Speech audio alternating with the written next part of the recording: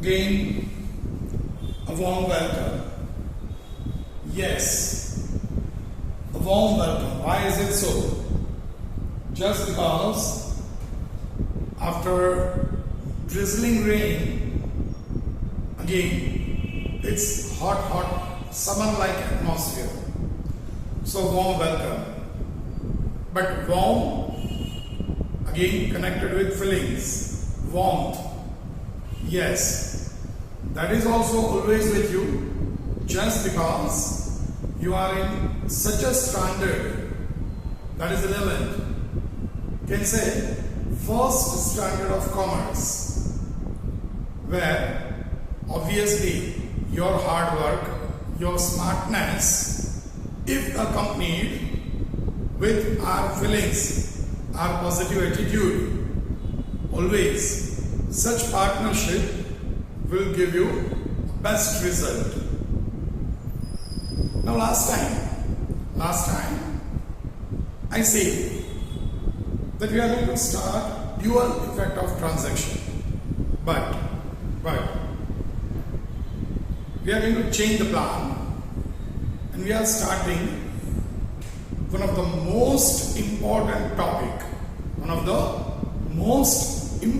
topic, that is types of accounts and its debit credit rules. Now you may feel, sir, why we are changing such plans? In textbook, after this type of transaction and all, vouchers, and then they give a question of dual effect of transaction. But we are not starting it. Why? Just because you go through the textbook. Because in textbook, in the question of dual effect, they use this word, personal account. They use this words, receiver and giver. They use this word, real, comes in, goes out. Now, if you don't know what is personal account, if you don't know what is real account, if you don't know what is giver and receiver, if you are not aware of comes in, goes out, how can you apply such words into question? It's next to impossible. Without knowing what that word means, how can we apply it anywhere in practical question? So, due to that reason only, I just change it, and at present we are doing this types of account. After that, we are going to continue with dual effect of transaction. Is that clear? You can also go through it. Yes, in that question, they use so many such words which are very much connected only and only with types of accounts. So, but obvious, instead of continuing dual effect, we must go through types of accounts first, and after clearing both the important matters, which two matters? One, that is type of transactions and its rules. Second, type of accounts and its rules. Okay. One more thing I would like to inform you. Yes. We already solved two questions, illustration 1 and 2, for clarity of concept of type of transaction, identification of transaction, whether it's a cash transaction or a credit transaction. Okay. Now in this session, we are giving full weightage to types of accounts and its rules. After this, we are going to do practice of this topic first. Okay? After this, we are going to do practice of this topic. Are you getting my point? as we discussed for type of transactions. Am I clear? So after this, again we are going to have a tabular format. In that, we are going to write the name of account, type of account, any one of these three, and the rule we are going to apply. Okay? So, we practiced identification of transaction. We are going to do practice of type of accounts. Then by merging these two, we will continue with dual effect of transaction. And that dual effect of transaction is extremely important.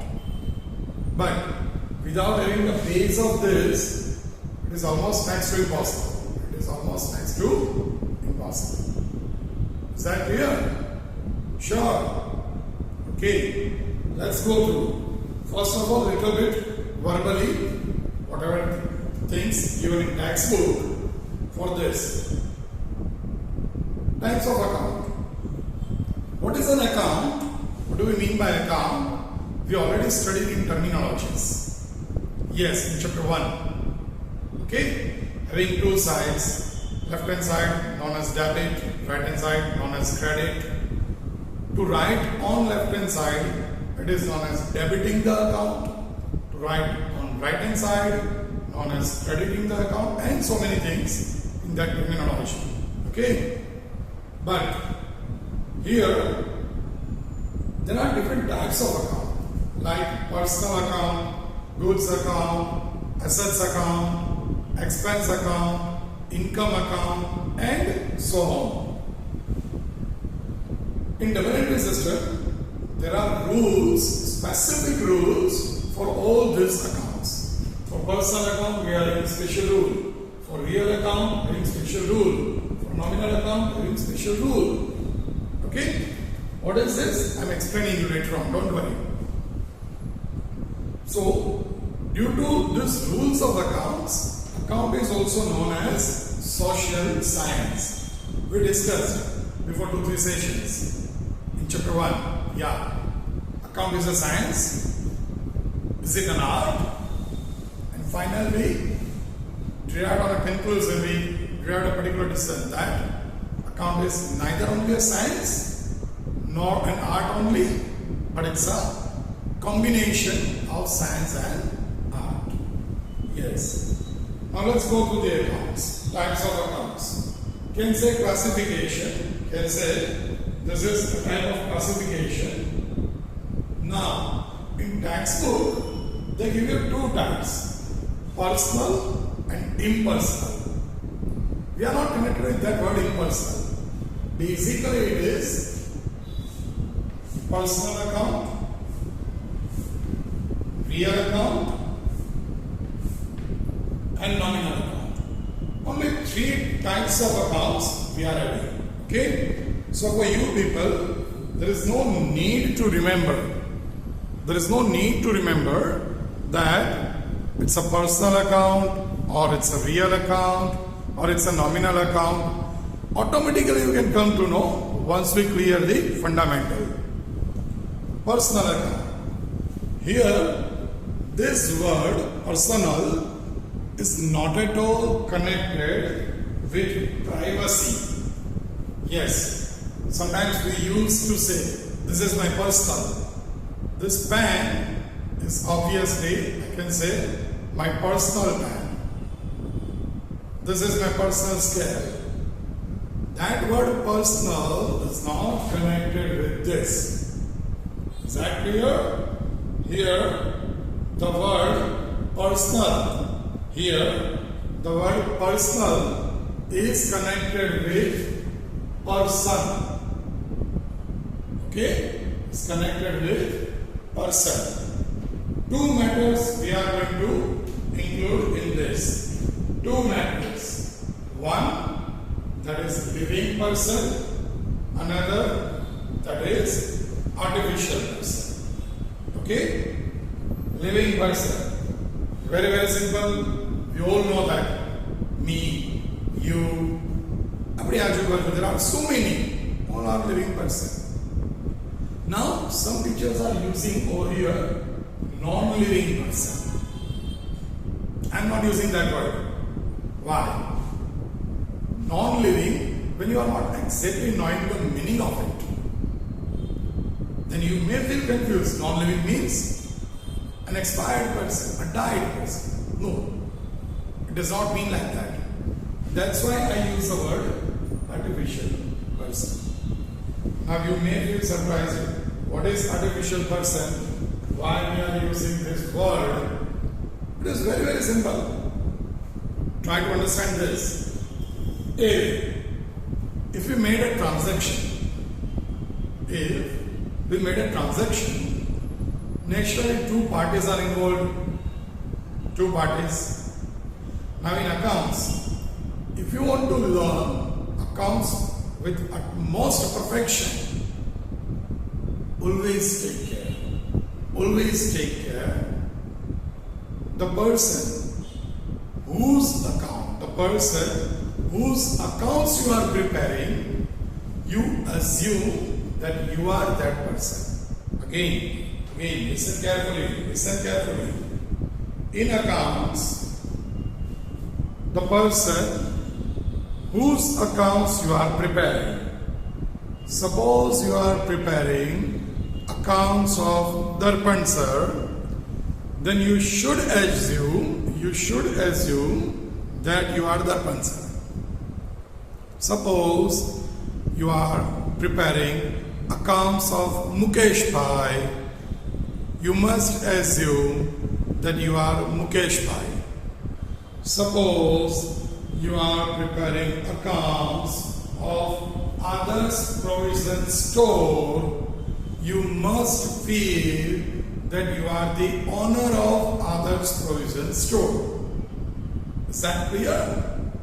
Then and then it becomes easy for you to apply all such rules. Okay? So whenever a transaction happens, naturally one party is ourselves. But what about the other party? Other party, that is known as opposite party. Here, personal means that opposite party. Here, person means that opposite party. Now, if opposite party is a living person, then also it is what as per personal account rule? It may be possible that opposite party is an artificial person. How is it? Let me give you some examples. I sold goods to you. I myself, one party.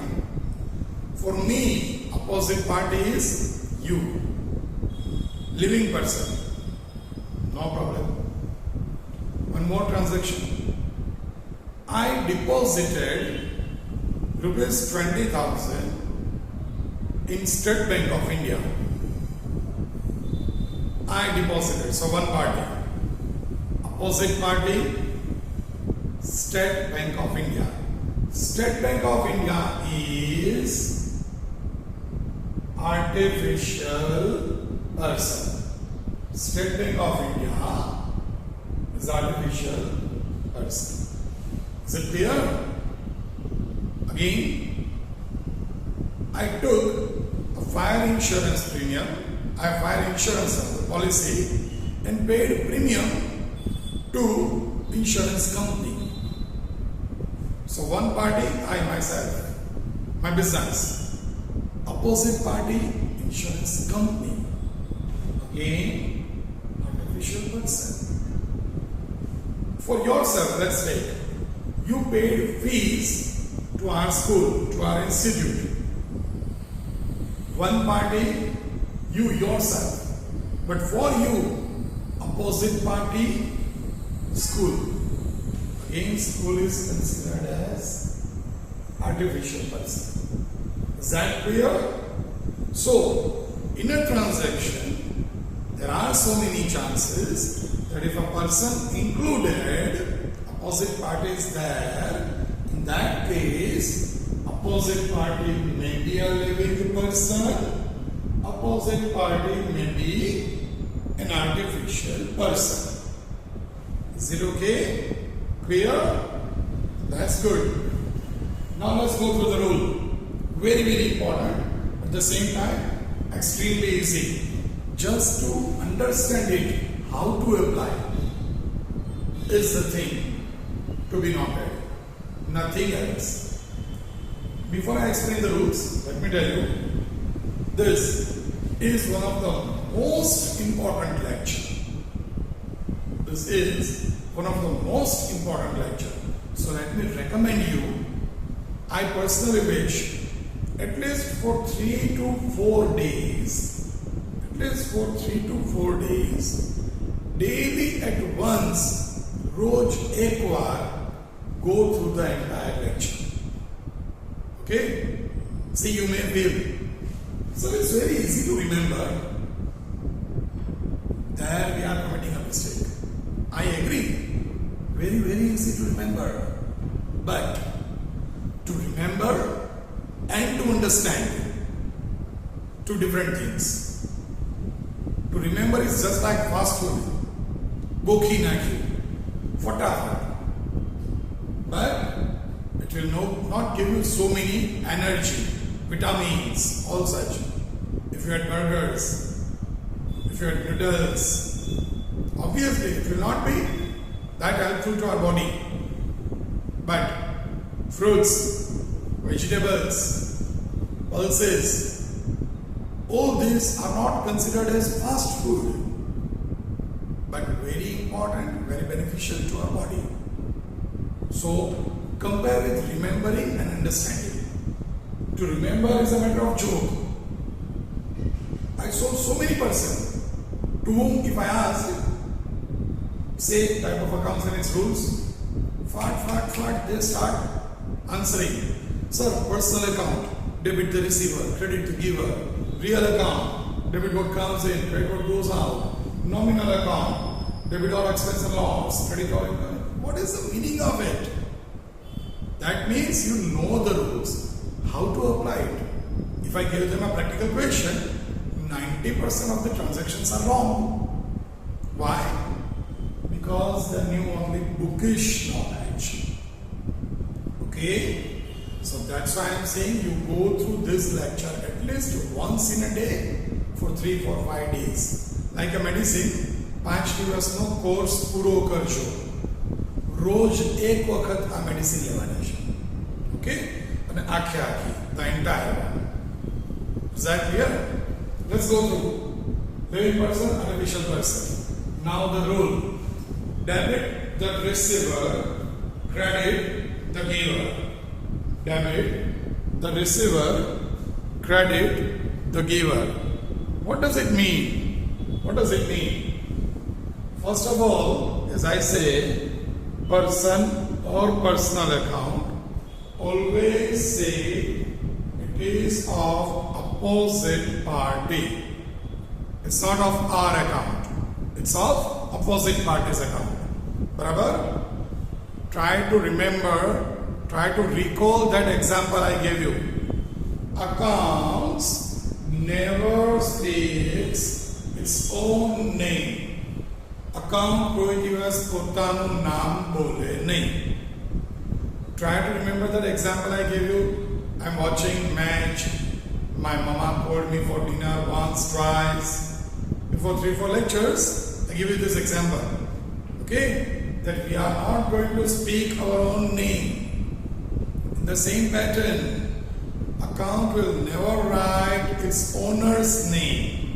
Here two parties, one owner, another opposite party. If you are not writing owner's name, always person means opposite party. Okay? You can also write in your diary. Please do write these things twice. One in your personal diary, which you are going to use for 3, 4, 5 years. One in your classwork. Okay? In your diary, you can write person means opposite party. Such tricks in your own words also. Okay? Here, the rule is debit the receiver. What does it mean? If a opposite party is receiver, if opposite party is receiver, his account or her account should be debited. If opposite party is giver, his or her account should be credited. Is that okay? Account always having only two sides, debit and credit. So if you want to write anything, always either on debit or on credit, no other alternates. Clear? Let's take an example. This one. Okay? I sold goods of rupees 10,000 to Mansi.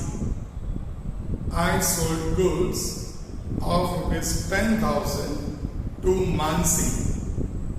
Now I am the owner of business, so I am not going to write my own name.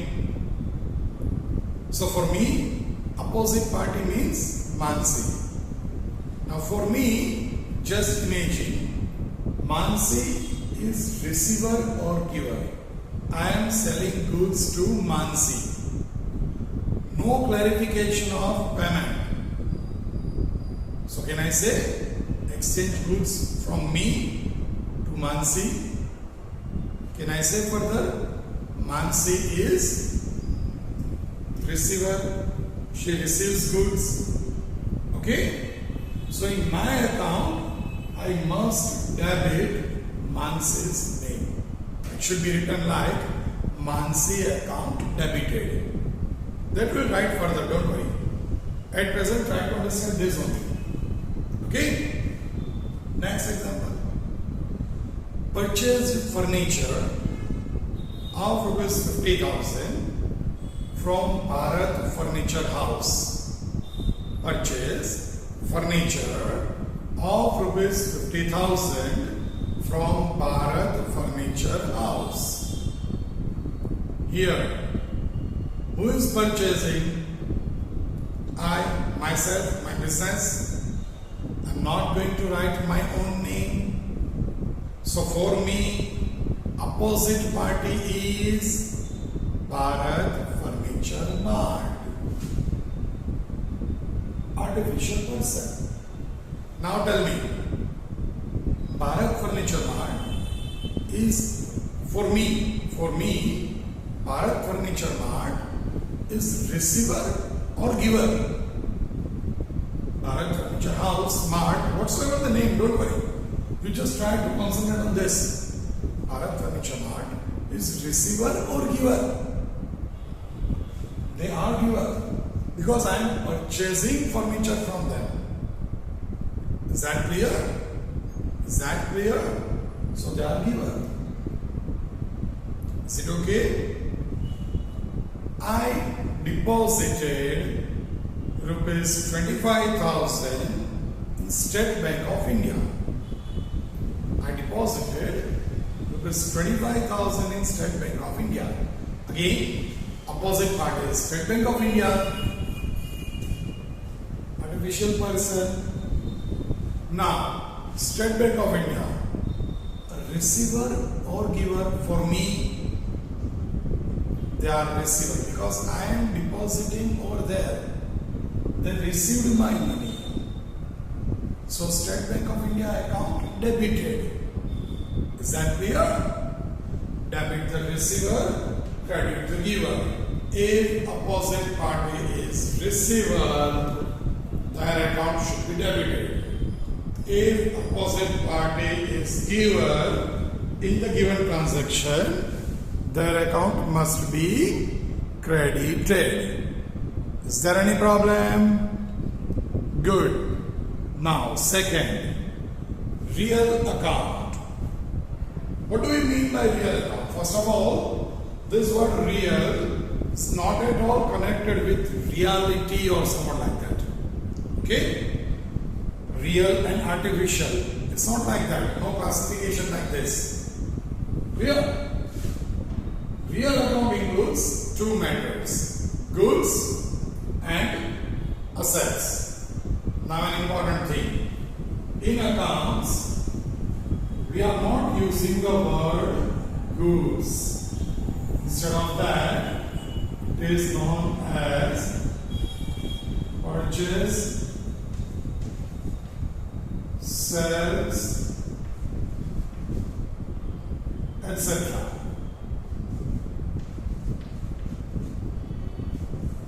Okay? What do we mean by assets? Again, very simple. Say machine, furniture, vehicle, etc. You know that very well from terminologies. What do we mean by assets? It may be non-current assets, it may be current assets. Non-current assets means land, building, furniture, vehicle, machinery, goodwill, patent, copyright, trademark. All this and so many are non-current assets, the value of which are not fluctuating frequently. Current assets, cash, bank balance, stock, debtors, all these are current assets of which the value is changing frequently. Okay? So here, real account includes two matters, goods and assets. Now the rule is debit what comes in, credit what goes out. Debit what comes in, credit what goes out. What does it mean? Due to transaction, if goods or assets comes in the business, it should be debited. Giving you examples, okay? Due to transaction, if goods or assets goes out, it must be credited. Okay? How is it? Let's take an example. Suppose I am having a business. I give you a transaction. Goods of rupees 20,000 sold. Goods of rupees 20,000 sold. For me, for my business, goods comes in or goes out. I am selling goods. Goods comes in or goes out. Goes out. Okay? So, selling goods. So it should be sales. So I am going to write sales account credited, because credit what goes out. Okay? Purchase, another example, another transaction. Purchase machinery of rupees 50,000. Purchase machinery of rupees 50,000. Here, take care. Machinery, I purchased. Machinery is an asset. Asset also comes under the title of real account. Here I purchased machinery. So for my business, machinery comes in or goes out. Machinery comes in or goes out. It comes in because I am purchasing it. Debit, what comes in? So what comes in? Machinery. So I am going to write machinery account debited. Now here, listen carefully. A very important instruction for this. Very important. In accounts, we are not going to write goods account. Okay? We cannot write goods account. Then, whenever we are purchasing goods, when we are selling goods, all such, at that time, we have to use that word. If we are purchasing goods, purchase account. If we are selling goods, sales account.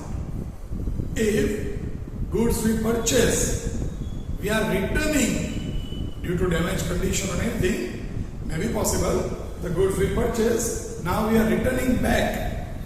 It is known as purchase return. In the same way, if we sold goods to someone and due to any reason, if they return the goods to us, so it is known as sales return. Okay? If you are not getting it, just do it a little bit, revise and again go through the lecture. Purchase return, sales return. The goods we purchase, if we are returning, it is known as purchase return. The goods we sold, if they return to us, it is sales return. So for goods, we are going to use only 4 names. Not at all another. Only 4. Purchase, sales, purchase return, sales return. You may feel, sir, how can we come to know which word is to be used? Don't worry. It's already clearly mentioned in the transaction that goods purchased, goods sold returned to us. Exceptionally, sometimes they may use the word bought instead of purchase. But that you can easily understand. What do we mean by goods bought? Okay?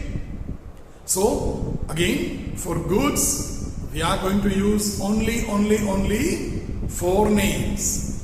Which 4? Purchase, sales, purchase return and sales return. Okay? For assets. For assets, we cannot use the word purchase or sales. Though we are purchasing asset, we cannot use the word purchase because the word purchase is reserved for goods only. Okay? Book take your word. We can't reuse it. Clear? For assets, we have to use the name of asset. Like, if we purchase machinery, we have to write machinery account. If we sold furniture, we have to write furniture account. If we purchase building, we have to write building account. If we are paying cash, cash is also an asset. We have to write cash account. Is it okay? Is it okay? Whenever we are purchasing or whenever we are selling any asset, always write the name of asset.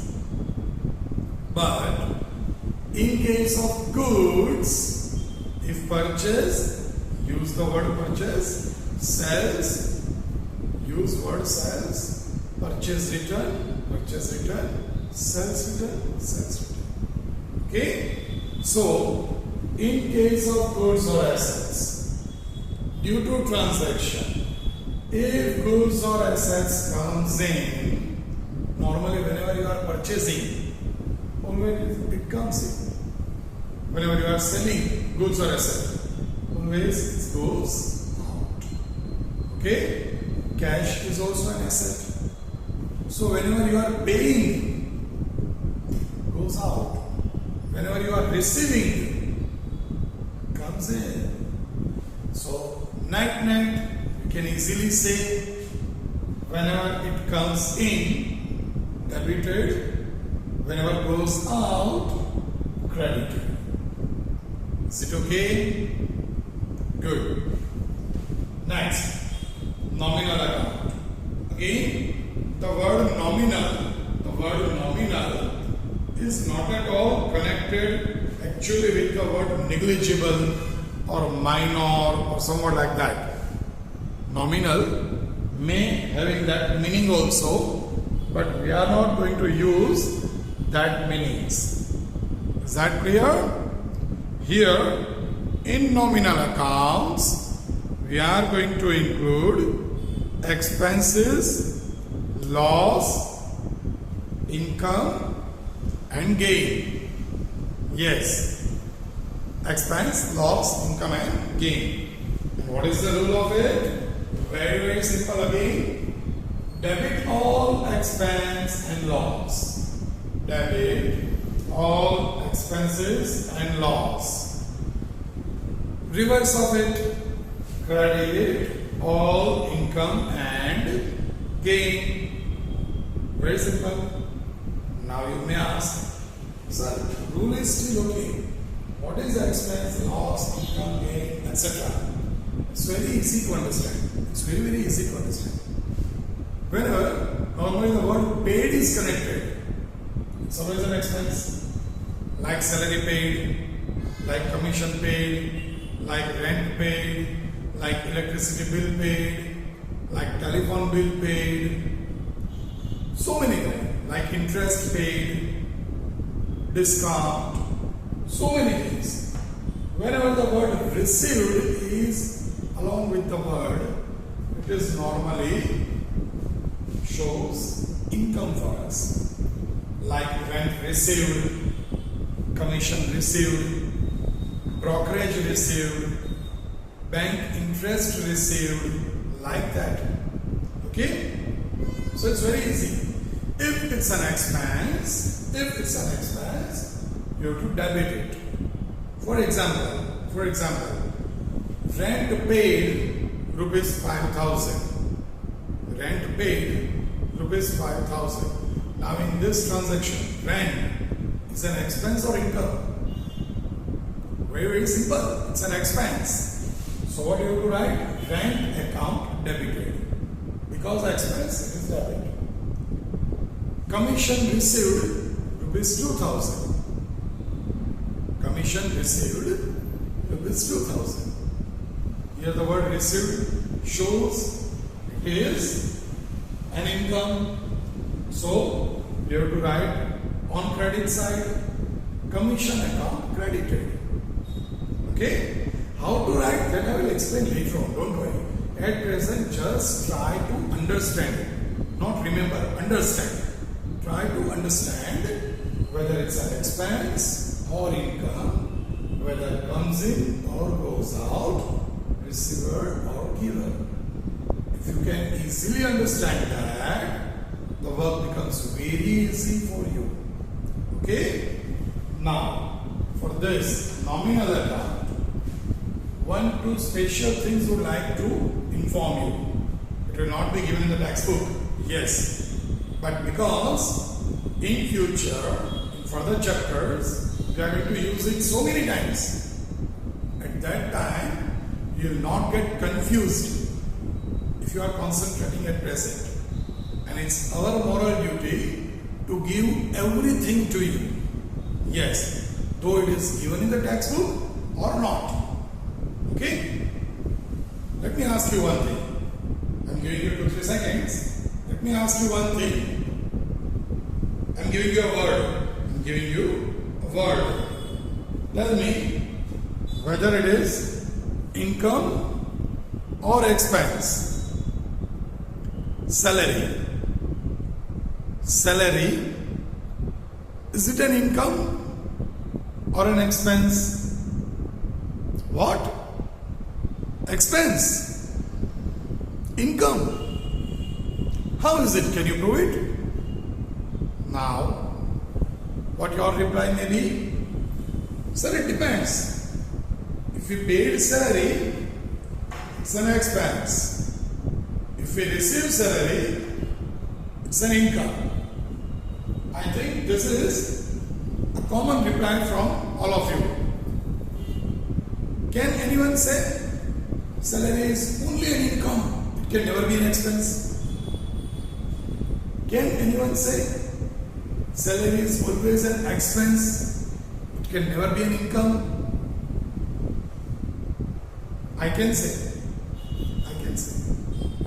And that's what the add-on value.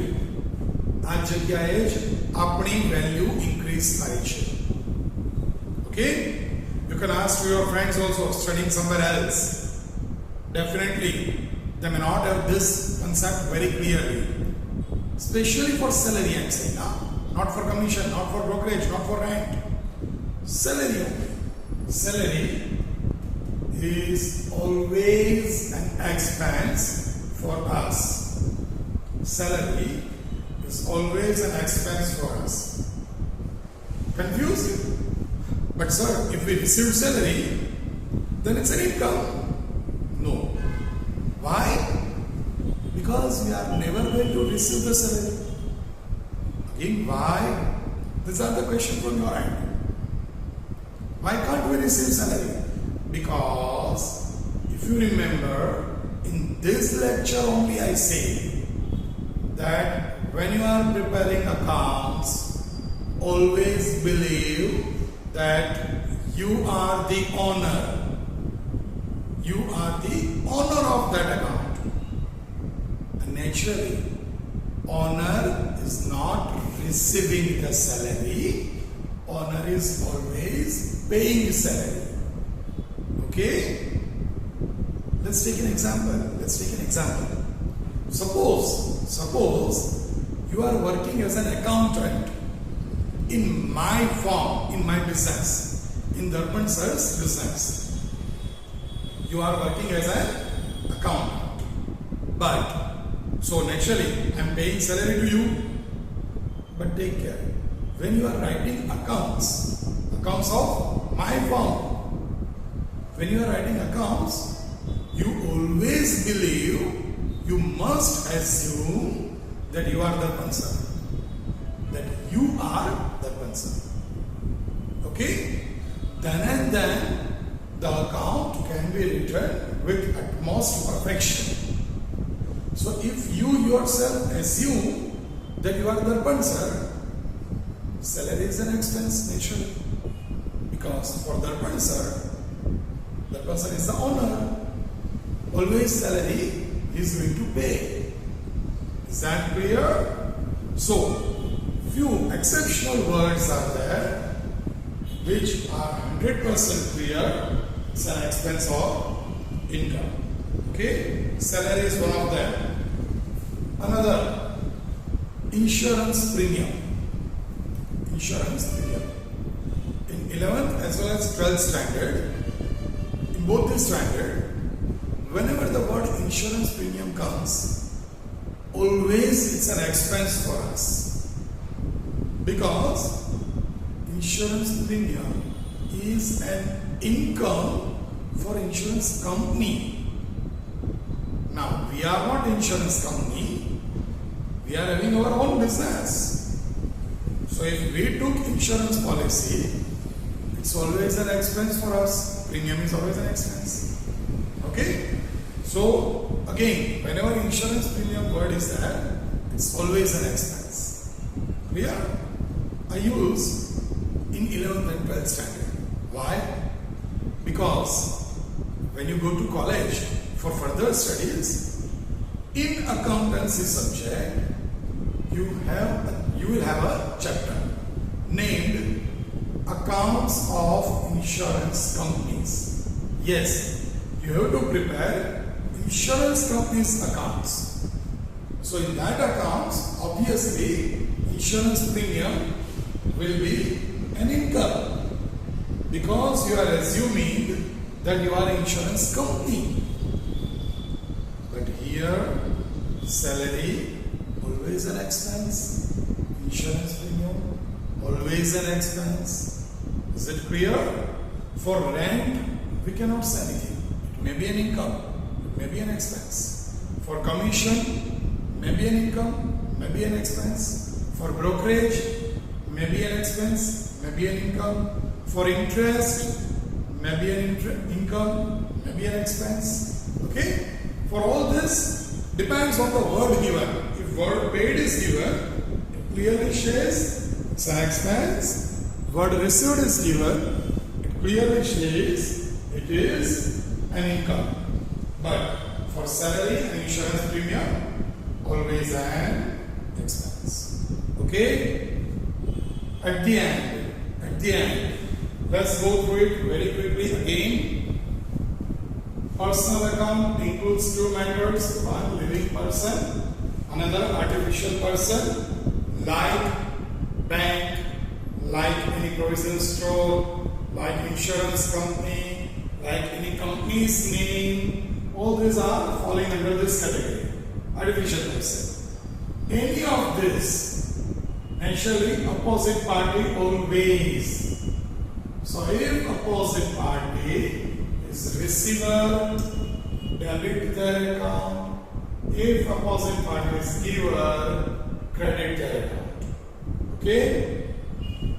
Real account includes two matters, goods and assets. Goods, for goods we are going to write four names only. Purchase, sales, purchase return, sales return. Clear?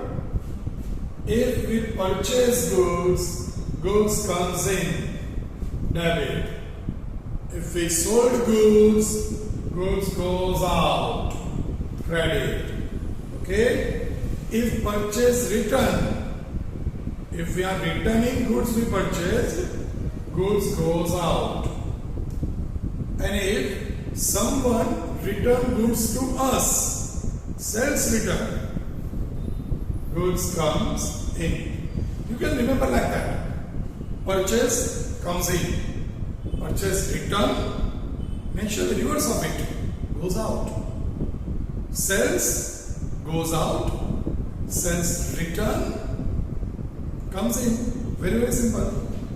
For assets, again, the rule will remain same, but we have to write the name of particular asset. Like furniture, like land, like building, like machinery, vehicles, cash, etc. Okay? So asset or goods comes in debit, goes out credit. At the end, the last one, nominal account. What the rules say or what it includes first? That includes expenses, loss, income and gain. The rule says debit all expense and loss, credit all income and gain. So net, if any expenses we made, debited.